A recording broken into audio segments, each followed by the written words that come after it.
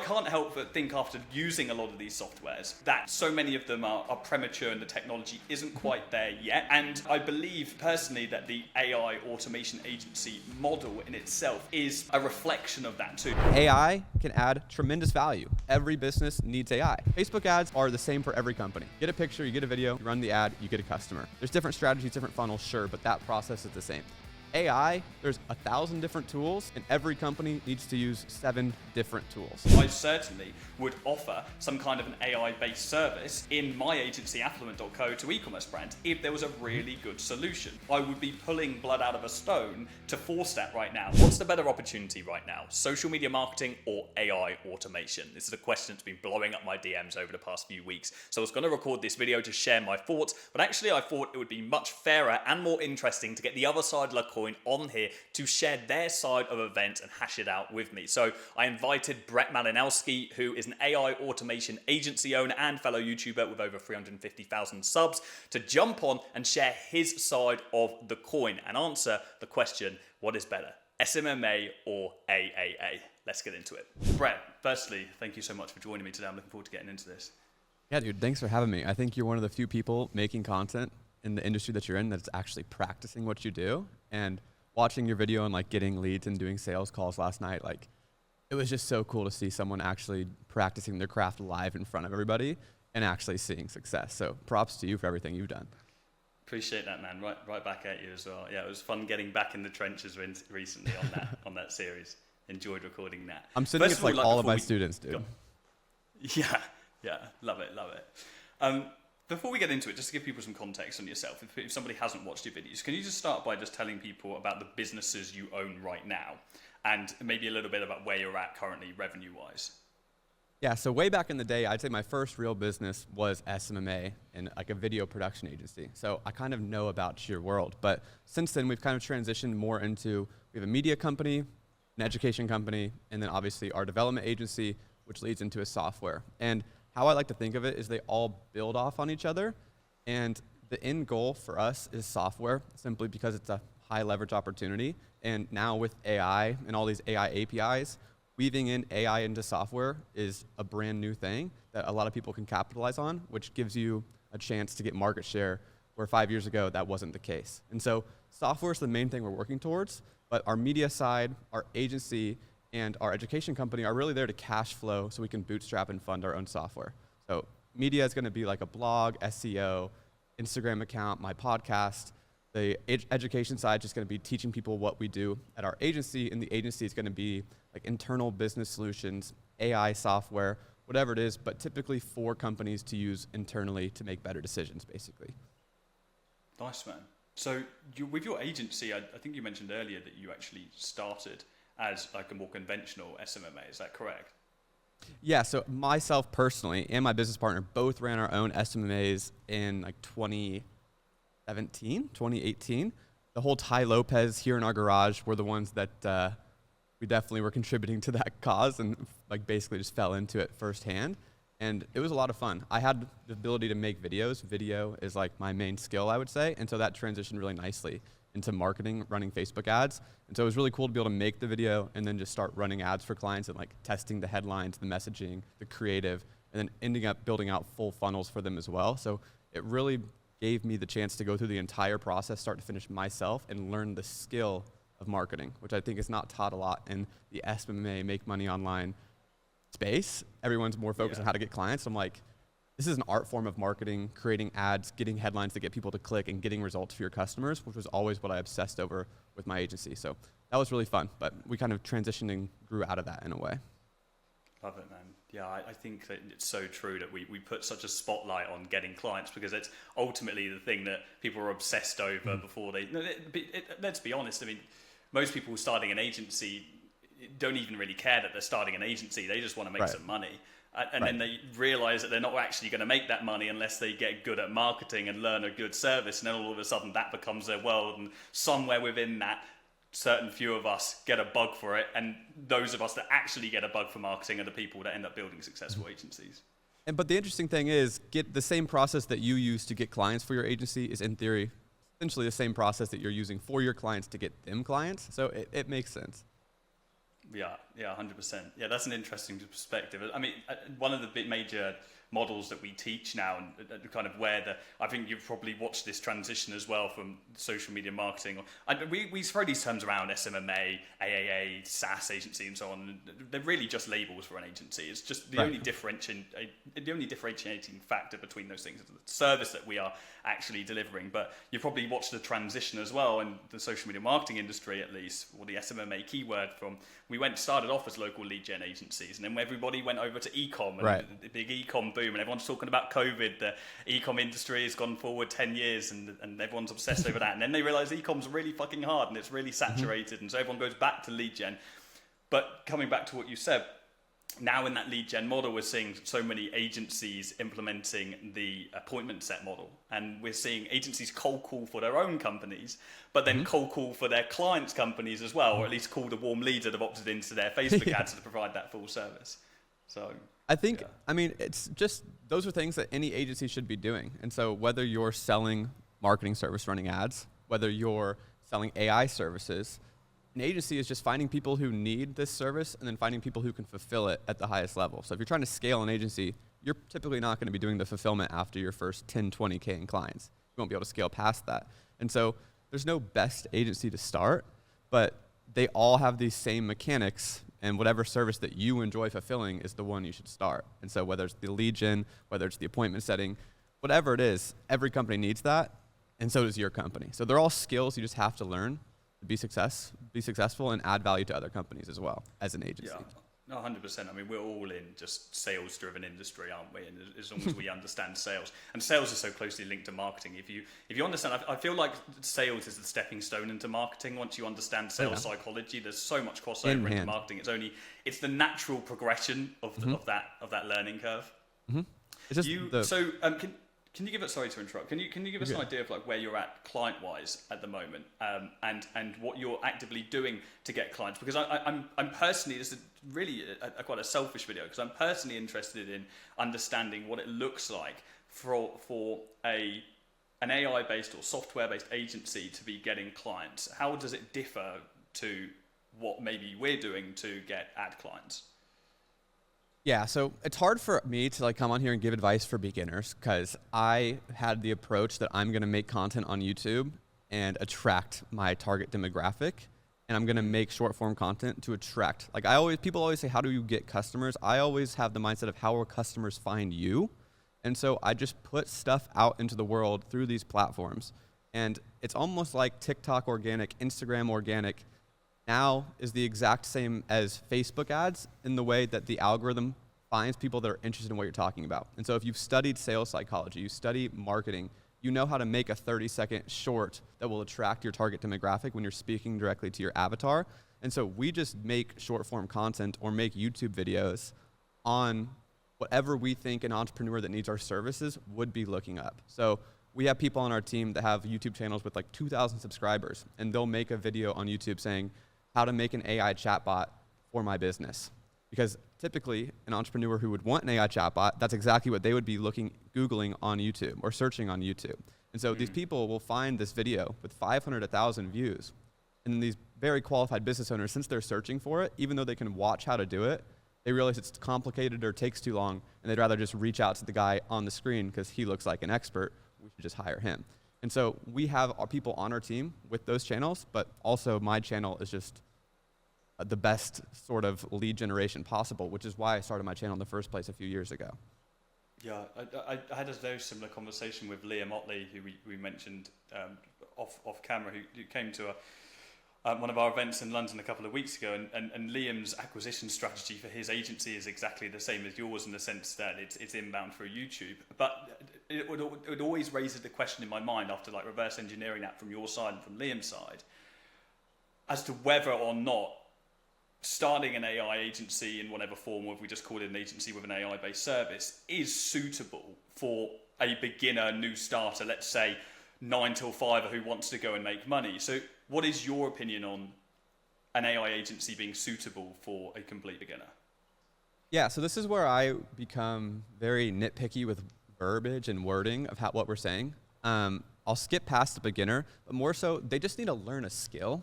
And if that skill provides value to a business, they're going to be able to get clients and find customers. And so if you want to learn how to build AI chatbots or build custom AI models on a company's private data, those are immensely valuable. But as far as your target demographic, the business you're targeting, you might need a little more higher up of a business doing $5-10 million, a business that already has a lot of customers. Where SMMA, you're looking for people who are struggling to get customers, and those are much more local businesses where you have an advantage because you live in their town, you can speak their language. AI companies, AI chatbots, AI custom models are going to benefit companies that are more steady, more successful, and more focusing on nurturing and fostering that long-term relationship with the customer. Focusing on more like follow-ups, focusing on more people to actually show up. That's the AI angle, where SMMA is going to appeal to a completely different type of business. Even though they can all technically benefit from it, it's like, where is this entrepreneur in his journey right now, and what is his biggest need? If they have customers down, then AI is the obvious step. But if they need customers, hold off on AI, go SMMA. So it's just really understanding who you're going after in a way. Yeah. It's a much higher ticket service to a far more established business ultimately, because it's the kind of companies that will work with an AI agency, get AI chatbots, etc., which I think are immensely useful for companies. Are the kind of businesses that already have their ads dialed in. Right, and they're more useful internally almost than anything. Yeah, no, I agree. So you would agree then that with the statement that typically speaking, the kind of person that would run an AI agency would already have to have experience selling to some kind of a high-ticket business owner, or at least being able to hold themselves to a high standard in that regard. Therefore, people that haven't owned a business before would maybe struggle to actually build an agency offering a high-ticket service to high-ticket businesses from scratch. Yeah, and you're supposed to. Like, if it's your first business of anything, you're going to struggle because you don't know that, like, 8 of the pieces even exist. You look at an agency on the outside, you're like, okay, I just need to learn this skill and then somehow get clients. But you don't even know what cold outreach is. You don't even know the term inbound, outbound. So you're going to struggle in general because you don't know. You have to put years into the game. But ultimately, yeah, AI, and being an agency owner is literally just doing sales calls and then having a team behind you that can support it. Or you can just be a glorified freelancer who's learning the skill of chatbots, but then an agency owner will just hire you to fulfill for their clients, if that makes sense. And so as an agency owner, you're not really an agency if you're doing the fulfillment yourself or you have a team. The people really conflate that. It's like, if you're just learning a skill and doing that service for businesses, you're just a freelancer with the skill. If you're wanting to run an agency, your job is to find the clients, close the clients, and then find a freelancer to fulfill so you can scale to $50,000 a month. That's kind of how I think about it. So like, I don't know how to make AI chatbots at all, but we sell tens of thousands of dollars of AI services every month because I'm focused on getting sales, making YouTube content, attracting our target demographic, and my business partner is hiring developers and project management. Yeah, absolutely. I hear you. Yeah, and that's any agency, regardless of the service. Sorry. Yeah, I mean, we talk about this quite a lot internally and with our client base. Ultimately, most agencies, what we call it a freelancer plus model, where you have, because an agency can really make, or a freelancer plus can really make 10K. If your goal is to make money, you can make 10K a month without having to build this whole agency that diminishes your profit margins. Right. Because let's be honest, when you get past that 10K month point and you start hiring team members, profit margins drop considerably, workload increases exponentially. It's kind of psychosis at that stage. It's no longer about cash. It's just like, okay, where's the game? Where am I going? And etc. But there is that sweet spot with any freelancer or agency where you can get to the point where you can comfortably handle, let's say, 5 clients, earn decent money, have one subcontractor who delivers the service for you.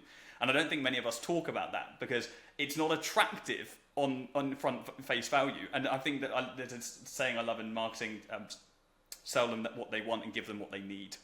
And I think we, as educators, we often find ourselves doing that a lot.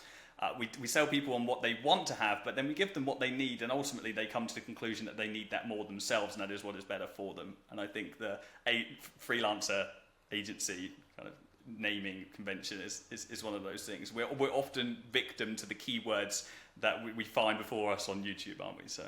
Yeah, in our agency, if you look at our website, we offer 12 services. Like, we offer Web3 development, AI, like internal dashboards, custom CRMs. We'll build you an actual software company. If you need it, we got it, because we're just a development agency. And so whether we call ourselves an AI automation or an SMMA automation agency or just a regular automations agency on YouTube is relative to what people are interested or what they think they need. And we're educators on YouTube. The biggest pool of viewers are beginners, because pretty much everyone's a beginner at something. Like, I'm a beginner at almost everything in the world right now. And so beginner-based content objectively gets the most views, and that's what we're incentivized as YouTubers to cover.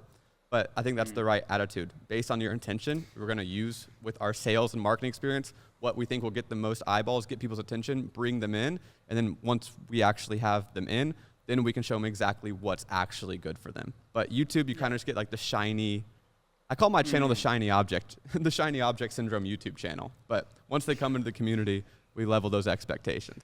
Yeah, because ultimately it doesn't matter what shiny object they came in, as long as they get the end result that they desired by being part of your community in the first place. That's the only thing that matters.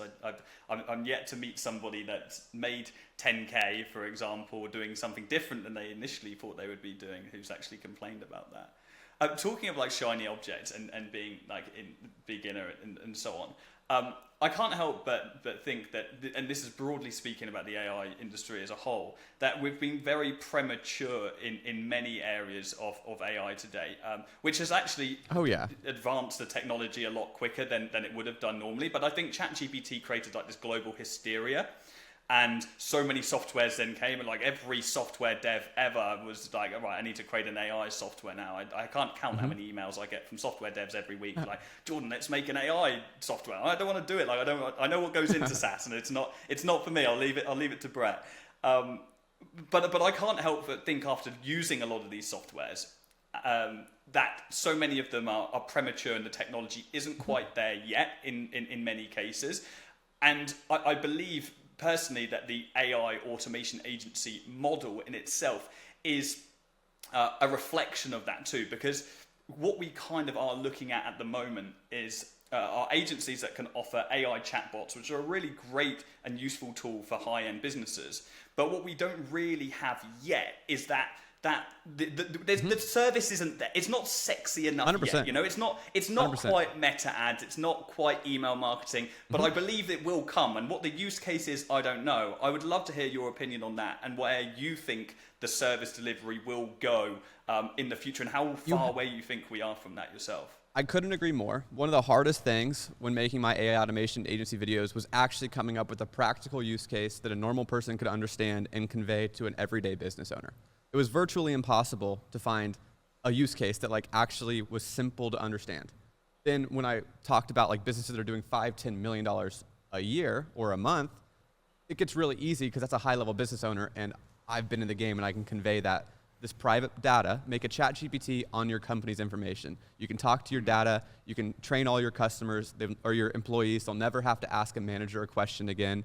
All the rules and regulations they had to learn to sell mortgages is just in this knowledge base, and they can talk to it while they're live on a call. It can transcribe the call and input the information into a sheet as you're talking, so the salesperson doesn't have to do that. So it's way less time of your salespeople asking managers questions, way less time of them Googling questions, and a way better customer experience. So they're only focusing on nurturing and doing better on their sales calls. So that makes a lot of sense, but you have to find very high-end companies, and then you have to understand their business very well, and then you have to interject it at like 6 different points.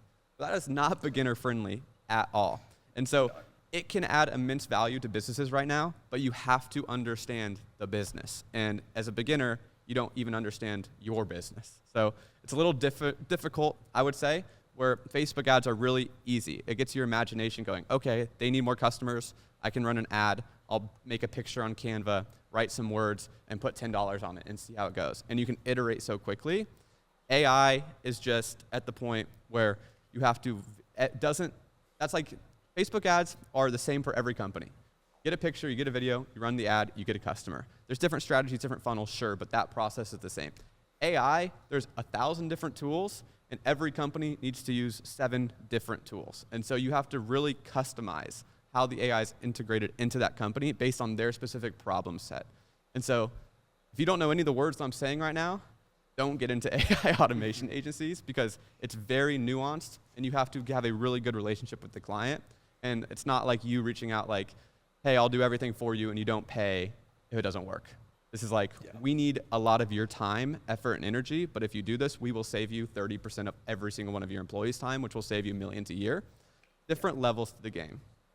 I completely agree, but what I do think will happen is, and one of the very positive things to come in the wake of like the AI automation agency hype at the moment, and the trend of the keyword, is that there are many people that are now open their eyes to it and want to start it, and there are therefore people that have communities of people that want to start AI agencies.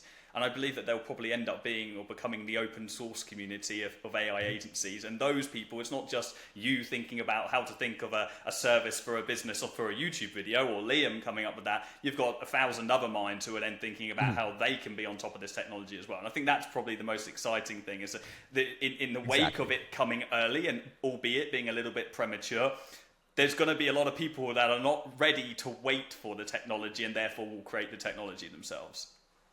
It takes critical thinking, and that is the opportunity. Like, since there's no courses, it's brand new, you can be the first one to find like this perfect sequence of automations and use cases for one industry that applies to every business in the industry, and then just rake it in.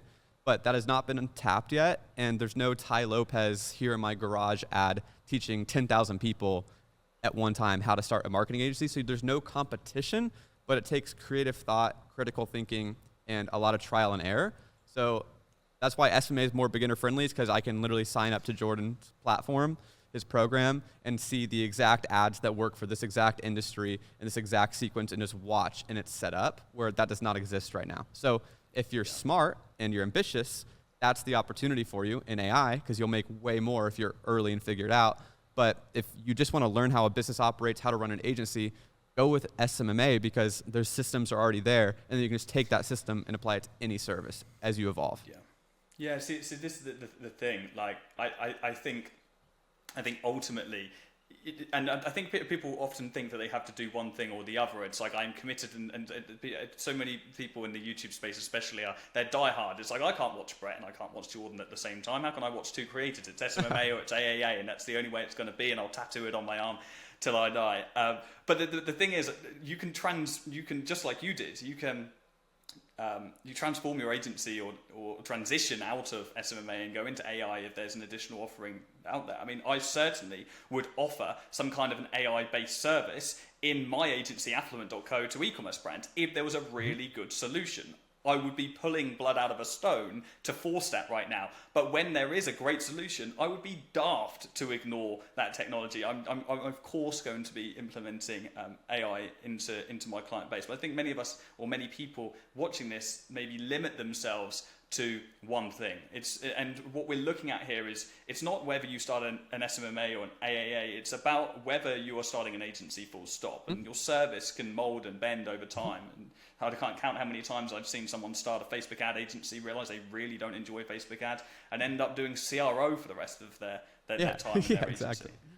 There is no best service to offer, and I'm walking down the street, I see a business owner who's struggling with something, I just ask him what he needs help with, and then I just magically have that solution, because I can go hire anybody on Upwork or ask any of my network if you know anyone that can provide this service, ask them how much they charge, ask them how much this is worth to this guy, and then take the profit in between as an agency owner. Like, that is the game. And so that is kind of how, when I was 21 running my SMMA, it felt so hard. Like, it felt so difficult, it felt like there's so much. But now that I'm 26, I've done it for 5 years, I could hit 30K with any agency in like 2 months, just because I know each individual step. So the only problem, the only wrong thing you can do is not pick one, spend 2 months trying to decide, is AI, is it SMMA, and not, like, avoid the process of cold calling, avoid the sales process, avoid that anxiety of maybe not being able to deliver too well. Like, everyone goes through that, but if you push through that, you're actually learning the skills of the agency, and then you figure out it has nothing to do with what you're selling. So I think that's like the ultimate message I'd like to get out there for this video. Yeah, I completely agree with you. It's the most difficult thing for the majority of people is getting those conversations going with business owners. It's actually making their first call and having meetings. I just literally was on a live call in our community a couple of hours ago, and one of the questions, and this is literally it's my pet hate. We used to have a meme, and we'd push people out of the group when I asked it, was, what niche should I pick? And that question is just the age-old question. But it's so vastly irrelevant. Like, don't get me wrong, there are some niches that might give you an edge over others, but I could make an agency make 100K a month from any niche if I put the mind and effort into it. If I get on a call with that business owner and just ask them the problems that they're facing right now, I often, when I recorded that series that you saw in one of those videos, and started that agency Reno Reach recently. I was calling home improvements businesses, and one of the things I was coming across with some of these companies was the fact that they didn't have the staff in order to get more jobs down. And I was like, well, most agency owners would stumble there. And I was thinking, well, could we run ads to get them more employees to then build their capacity? And is that a service within itself? Of course it is. And it's about that. It's that critical thinking. It's coming into that mind, which is very tough for people that have been conditioned their whole lives in a 9-to-5 job to just work within these certain boundaries. You know. Exactly. It's just a different thought process, taking accountability for your own success and just thinking on your feet and doing what it takes. Like, I don't know how anyone can watch that video and not just be like, it is really easy to make 10K a month. Because you just, in an hour, laid out exactly how to find the emails from a simple Google search, pick a random niche, get their phone numbers, and just talk to them like a human being, like, hey, could you use 5 more? Can you handle? Like, your sales script is perfect. Like, obviously, that, like, when I'm watching that, I'm like, that's the skill. Like, you're not asking them for anything. You're almost complimenting them like, hey, can you handle 5 more? Because you already seem busy, but could you handle 5 more? Great, I'm local. And then they're like, oh, okay, I'm talking to someone like me. And then you're like, just literally trying to have a conversation and then take all the weight off them saying, if we don't get you results, we don't pay. Like, that is the skill. That is what running an agency is that phone call and just being willing to call people. That is running 100%. An agency. If you want to scale, then you need an operations and systems, but that is an agency, and most people are scared to do that. That's all I see with beginners. Yeah, it's getting past that mental barrier, then mindset shifts of rejection. Most people haven't even had look. If you haven't been in sales before, you will never have experienced rejection like having an agency. Like, that's just a fact. You will never experience rejection like that before, and that is very tough. And only very resilient people get through that initial stage. If you don't want to do sales, don't do an agency. Like, there's like that's the skill. If you want to run an agency, your skill should be sales. And then you can find someone who can do the fulfillment. If you just want to do the fulfillment, get on Upwork so you don't have to talk to people, and then just get good at making bots or get good at creating videos. Like, that's what I did when I first started out. So that's really it at the end of the day. Agencies are just salespeople, but you sell and you connect the people who need the service with someone who can fulfill it. Absolutely. Talking of bots, I'm actually a customer of an AI agency myself. I very recently instructed an agency. Are you familiar with Sentient? Okay, so Sentient are a business that create AI chatbots. They outreached me via cold email. It was a great outreach email with a little demo product of a chatbot already loaded with a few of my videos. It was an absolute no-brainer for me to jump on a call with these people. Incredibly smart team. They've now loaded this chatbot with every single lesson from every training program that I've ever created, within the last 24 months, so the information is relevant. That information is transcribed. Right. It links through to actual time stamps on the video itself, so people can search a question. Oh, how do I set up a Go High Level account? Well, it'll go through all these different timestamps in the 100%. Video. And it's incredible. Like, the use case there is, it's going to save me so many hours on support because people will go to that first before they can then come to me. And it's going to just increase their whole learning capacity like exponentially because they can now access this information without having to go through and watch all these videos. It's going to make their life so much more efficient as well. So I see the use case massively as a business running at a high level with a lot of customers. But I'd love to know from your perspective where you would predict or where you would like to see AI moving towards in the future when it comes to the kind of services that we would be delivering. If you've even speculated to that or had those late night thoughts and ideas as to how that could so we went through, first off, the education space with AI is probably the number one thing that's going to get disrupted just because of how outdated it is in general, in America, especially with the college system. Learning any skill just got 10 times easier because now you don't have to like search 20 different Google searches trying to find the right terms. You can literally just ask as you're going and have a conversation with this thing, and it just trained on all that custom private data. So what you explained is one of the main things that is sold right now. It's just internal chatbots to train employees, and so they don't have to ask their managers questions. But we went through an entire mortgage lending company's process from their complete strangers, leads to closing the client. And we've just found 9 different touch points where AI can actually add value or save time within the company. And so the most valuable thing is going to be for internal business use cases. I don't know how else to put it in a succinct way. But did that answer your question? It absolutely answers my question. And it brings me to this idea that I had about a year ago. I was talking to Joe, who's my business partner in the agency. And the minute ChatGPT really kicked off, I was like, we're going to see AI directors in big corporate companies very, very quickly. And AI directors coming in to businesses. And where I actually see, personally, where I see the most exciting opportunity is in fractional AI directors. Like we see fractional CMOs who come into companies and turn their whole marketing strategy on its head. There is so much practical use case in the future for a fractional AI director, or whatever you may call them. It might be a CAIO, coming into a business and looking at all their processes, spending a couple of months with their team and just refining everything in every area possible, therefore saving millions and millions of dollars in operational costs over the course of a year and time spent. I think that's a very exciting opportunity, and I think that would be a very fun business to run as well. But I believe that you will have to establish quite significant credibility in the AI space to be able to pull off those kind of relationships and build enough trust in those sales environments to actually deliver that service. Yeah, it's just, so our agency has worked with very large companies, very large public companies. And all of that is just, it's harder to build trust. You need an intro from someone in the industry. These 45-year-old, 50-year-old corporate people working at Fortune 1000 companies have relationships for the last decade. So why are they going to let this 20-something-year-old kid into their multi-billion-dollar company and pay them $500,000? That is all it is building trust and getting a reputation to get to that level of clientele. But as far as actually integrating the AI, it's not hard. We say these terms like train AI, train a custom knowledge base or whatever. All that is uploading PDFs onto a AI model that's free to use. You just drag and drop PDFs, and now you have this chatbot that's only trained on your information.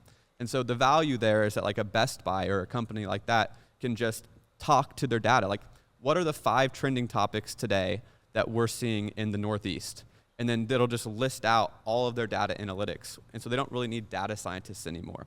And so these internal use cases are going to be massive, but you have a lot of sensitive information at a high company. So it's just all about building trust. So building a reputation, that's great. Signing NDAs, that'll do the deal. But how do you get into these big companies? That's the problem, especially for beginners without a track record. Yeah, I hear you. And that makes perfect sense. I've seen a lot of, I don't know if you've observed the same thing, I've seen a lot of web developers and software developers moving their business model to AI because these people already have an understanding of code and computer language. Do you foresee that there's going to be a gap between the no-code community and developers who have been developing for a long time? Do you think that those developers will have an unfair advantage over people in the no-code community?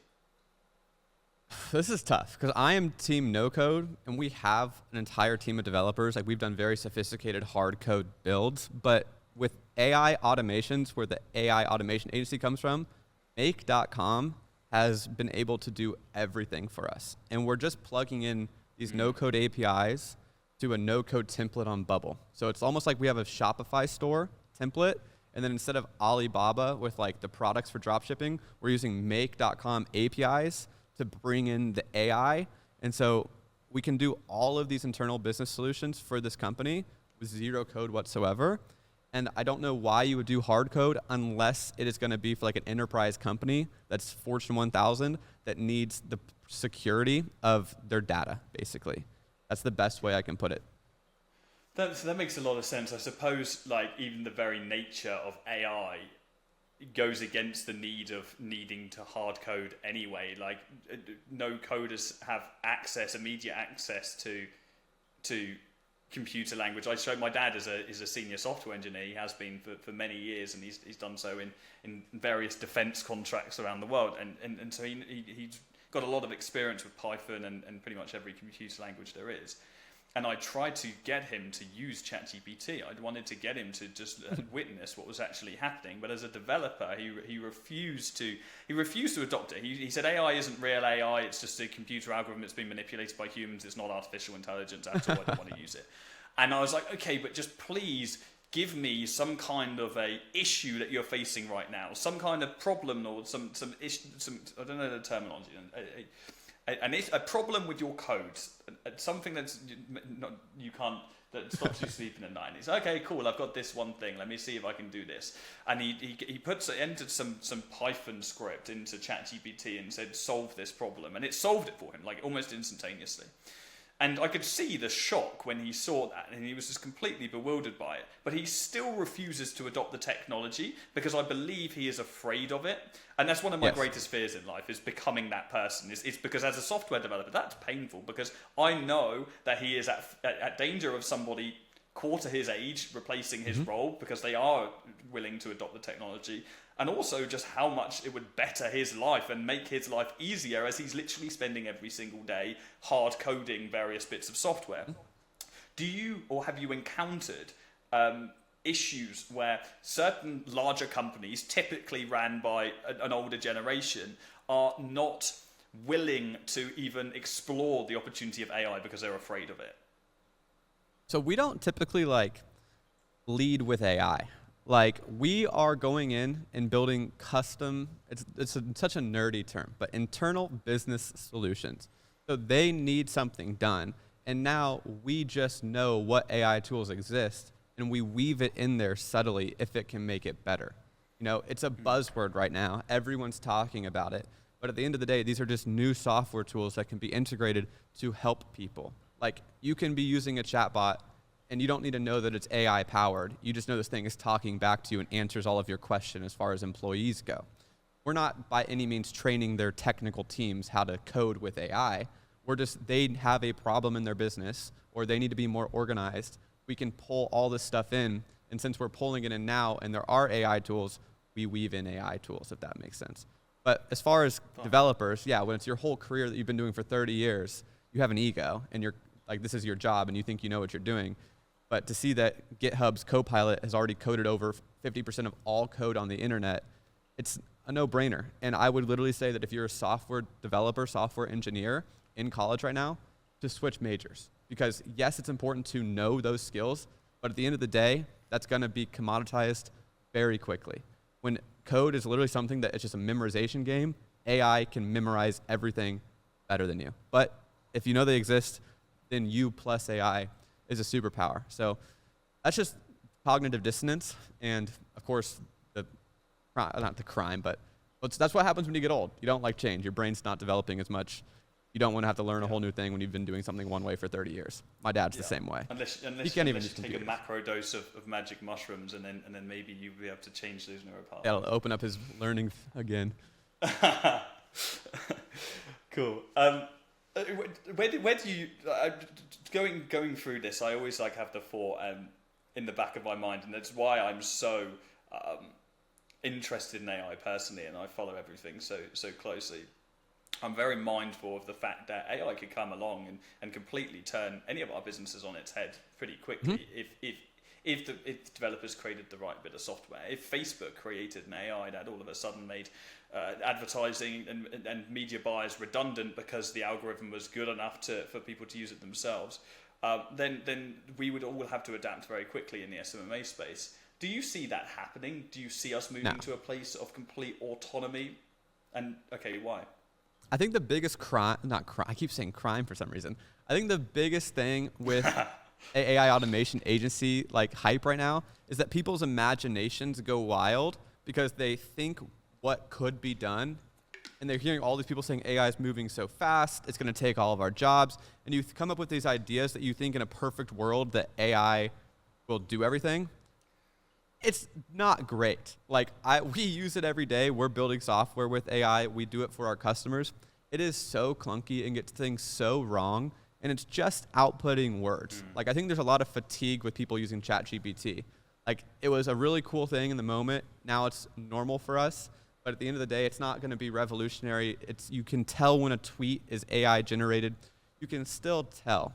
And at that point, it's not going to be able to like perfectly, like AI agents don't exist. There's no AI that takes actual action right now. And I think everyone thinks that that's a really small gap to fill. Okay, it can write like ChatGPT, but the difference between it writing and then you actually giving it instructions and it taking those actions in sequence, like, okay, come up with a marketing strategy, make me an ad that converts, write me the copy, go into Facebook Manager and actually set that up, and then manage the whole thing. That is so far away. I think I'm like very positive. I have a very optimistic outlook on AI. Like if you're just the first one to learn these new sets of software, these new tools, you can save 30% of your time. Me, that's all it is. Saving time, achieving the same goals quicker, or putting the same amount of time and getting a better output because you saved that time. So Yeah, in absolutely. 5-10 years, maybe, but there's no reason to think about that in my opinion when you can just see what we have now, see what's real, what's fake, and then implement it and move on it. Yeah, 100%. That's ultimately what it is for us in our company is a time saver, and with every company out there. And in many cases, that's all it needs to be in order for you to make money from it. We either want to save people time or make them money. If you can do both, then even better. What's that tool, So what we're ultimately that data miner tool that you were using in that lead video, that scraper? That did not exist for data me. miner. That might as well just be AI for my old SMMA brain, because that didn't exist when I was doing SMMA. Like I had to like make that sheet myself manually and spend 6 hours where you did it in like 20 minutes. So I was like, that is in and of itself the exact similarity to what AI is doing, but for a greater amount of industries now.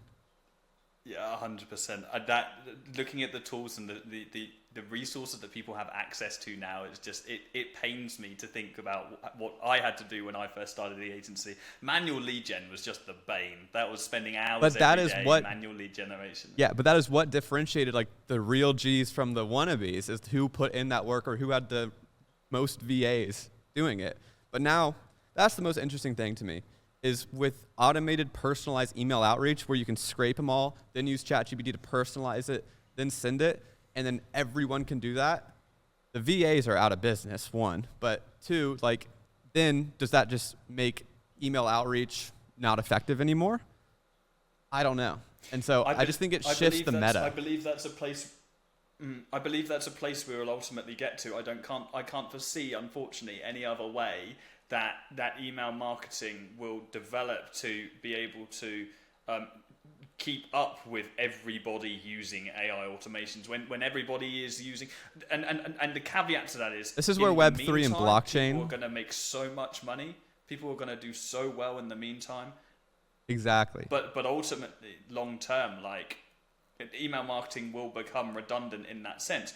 But then what we're going to come back to as a human race is the desire for human connection. And then things like cold calling, which have been around for tens and tens and tens of years since the birth of the phone, will always be king because we crave human interaction. And that's only something which is going to be more prominent as we move closer and closer to automation through AI. We're always going to need that. And so those fundamental sales-based skills, coming full circle to what we were saying right at the start of this call, those fundamental sales-based skills are still the single most important skills that you could have as a business owner right now, because regardless of whether you want to automate the shit out of everything with AI, if you can't talk to another human being, you're screwed long term. Do not get in this business. Because I think Scott Galloway talks about this a lot. There's a huge opportunity for authenticity.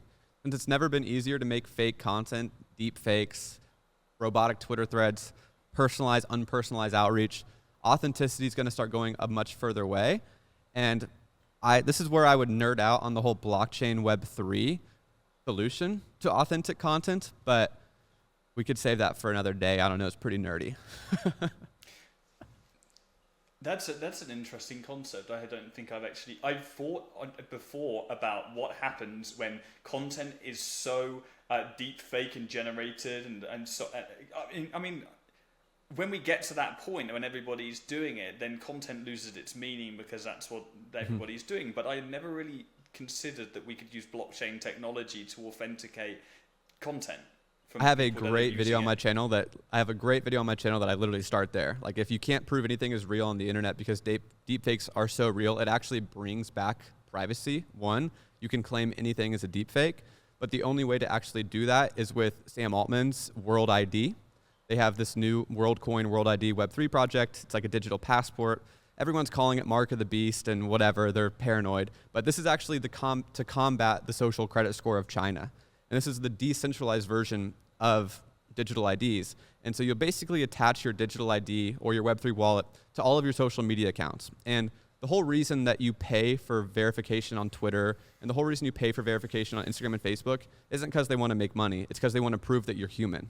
And so proof of humanness is a real problem and is what we're trying to work for. And so blockchain-backed IDs tied to all of your social media accounts would then say, or at least would hold you accountable if you're posting this image, you are putting your name on this, that a human posted this, and that it's credible. And then if it's on the blockchain, you can verify every single image that's human-made or robot-made, essentially. So it's going to be like a reputation score through social media. Wouldn't that be interesting if the thing that truly brought blockchain technology to life in a real use case around the world through everyone was not cryptocurrency or Bitcoin? It was Screw the desire cryptocurrency. for authenticity through content AI, as a trigger. Yeah. AI expedites the need for NFTs. If there's one, like how I grew my YouTube channel was NFTs. That is my core main interest. I am an NFT guy. Could not be more interested or believe more. And all they are is digital ownership and verifying authentic content on the internet. It's not overthrowing the world's financial system for cryptocurrency. It's not these pictures of animals. Blockchain is the court of law for AI. Blockchain will have to abide, or AI will have to abide by the blockchain's rules, if that makes sense. And so it's only blockchain authenticated content will be trusted, and I bet in like 3 years. Yeah, that's interesting. I would love to nerd out on NFTs and Web3, but see, the thing is, so we hard can for now people talk for the. We'll have to, guys, drop a comment below if you want this chat, because if we got deep into this right now, this video would become something completely different than its initial cause. But I would love to have this chat with you. So guys, if you want this, then drop a comment below and we'll talk about this, the future of, yeah. I can see how okay. You're like Yeah, it's 9 p.m. I said to my partner, I was like, I've got to record this interview at 8 p.m. and I go to bed at 9 p.m. and I was like, and so I'm going to be going to bed after this, and I was like, my brain is going to be ticking over at overdrive, and my subconscious mind, the dreams I'm going to have this evening, because I'm going to be thinking about AI and technology in the future, and so and I'm like, and that's exactly what is going to happen right now. But Brett, I've loved this chat. It's been great talking to you, and I'd love to talk to you again on this topic. But just if we come back full circle for a moment and just conclude, what we're essentially saying at the moment is AI as a technology has been expedited, so much so because of ChatGPT, and in that we've seen a lot of new opportunities which maybe have come about too soon, but actually we've concluded there's a blessing there, because that technology will then be expedited because of the fact it even exists in the first place. But ultimately what we're saying is, if you want to start an agency, SMMA is your friend. 100%. It's easy for people to understand. So I'm not like, you want more customers? I'm going to get you more customers by running ads on Facebook for you, on social media. That's simple to understand. AI, not simple to understand for the everyday business owner. That's the end of the day. AI can add tremendous value. Every business needs AI. Every business needs more customers. So every business needs Facebook ads. They're both equally valuable. They both have the same total addressable market, but the opportunity for AI is just being the first one. And if you're the first one and you do it right, there's a value arbitrage there where you can make exponential money compared to SMMA, which has kind of been figured out. And you can figure it out, do it yourself. There's still room, but the margins are lower because so many more people have already figured it out. So it's not that everyone comes to me about AA, like, I need to do this now. Like, if I don't do this now, I'm screwed. I'm going to miss out. It's like, no, we're just starting the next decade of this business model. Yeah. And so it's like a U-curve. And we're like right here where no one knows how to figure it out. But if you do, you get paid. Then eventually everyone's going to figure it out and it's going to be commoditized. Then people are going to get really good at it and start getting paid really good again. So it's just this kind of evolution that every hype cycle goes through.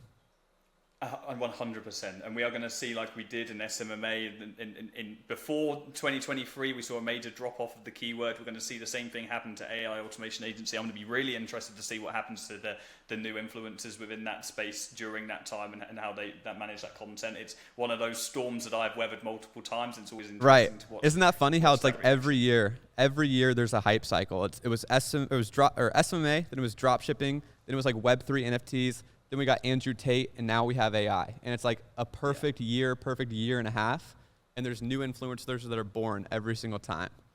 That just makes me so interested. And a lot that drop off. There's a lot, even amount more that you see, and the ones that you don't expect as well. You see someone's son, you're like, oh, they're quite unique. There's a different character there, and then it goes. The keyword stops, the traffic dies, and then all of a sudden they stop creating content.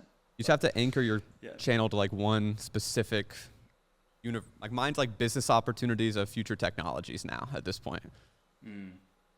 Yeah, mine's like it's just agencies like in general, and that's agencies are universal. You could have made how to make an Andrew Tate red pill agency. Yeah.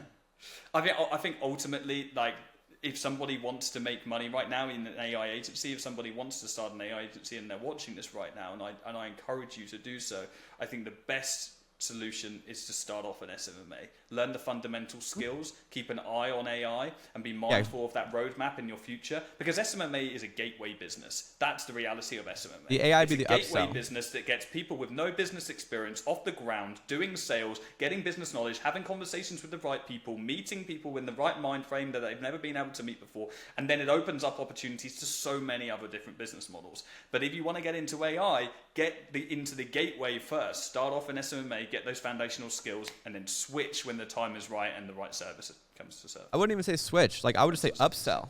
Like use SMMA as the way to get your foot in the door and learn their business. And then once you actually see inside their business and start understanding it, then it's okay. AI could benefit here. Then you just upsell for a higher retainer. Like they go hand in hand. I think it's ultimately about plugging AI systems into the things that are already working. We've seen that in Go High Level very recently.